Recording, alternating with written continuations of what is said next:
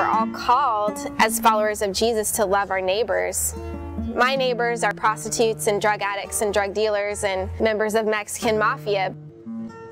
My name is Kelly Green and I work in Boys Town. Don't tell my mom. Boys Town is set up by the Mexican government. It's a walled-in red light district. It's home to about 200 to 300 men, women, and children living and working inside the walls. Some as prostitutes, some as drug dealers, some as bar owners, pimps, Mexican mafia, you name it. The walls of Boys Town are home to loads and loads of prodigal sons and daughters. There's one opening that serves as the entrance and the exit. One way in, one way out. You find uniformed Mexican police officers that take your money when you go in. But really, who runs Boys Town is the Mexican mafia.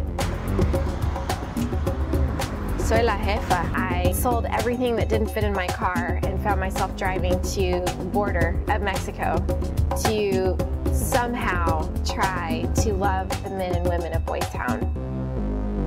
Boys Town is completely enclosed in walls, and it's been that way for 150 years. It's been torn down, rebuilt, patched up, and it's very symbolic of the walls that enclose the hearts of the men and women. I didn't have any great, brilliant strategies on how to reach Boys Town. I moved down here, didn't know anyone, didn't know what to do. I knew that I could pray, so I began to prayer walk around Boys Town. For 15 months, all I did was pray, and I felt like a bit of a failure. My prayers were like, God, do you hear this time? Because I still don't know the names or stories of anyone who lives inside those walls. 15 months, nothing but praying. I felt crazy.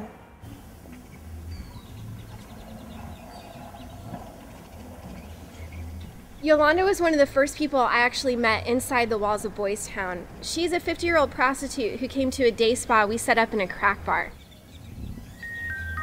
Yolanda was having her hair washed and she broke down in tears. She said, "It feels like God is washing my hair. Before today, I didn't think that God existed, but you are like angels who have come to tell me that He's real." Prayer works. My calling is to follow Jesus, and He found the broken ones and the forgotten ones. I get to go into Boys Town and wipe the tears of people like Yolanda, kiss Lucia on the cheek, hold Virginia and listen to her stories. It is an honor, and I have found Jesus inside of Boys Town. Now when I go in there, women literally run out of bars from wherever they are, and they hug me. Their hearts have been softened. I know that I'm in a place that is violent and dangerous, especially as we look at getting girls out. You're taking away income from people who could do some harm. We don't want to jeopardize the trust that we've built or jeopardize the safety of the men and women inside Boys Town by bringing cameras in. Sometimes my heart's pounding when I go in there because I don't know who the good guys are and who the bad guys are. This is all I know. I know that Jesus promised He would never leave me or forsake me.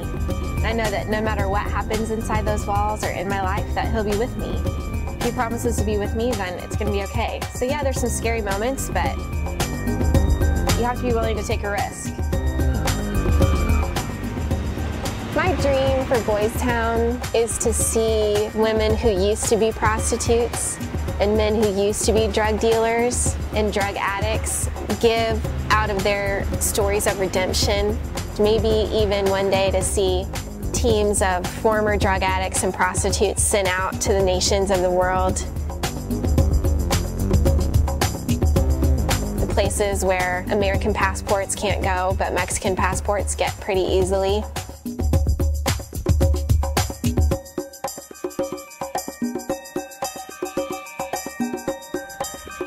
That's my hope for Boys Town.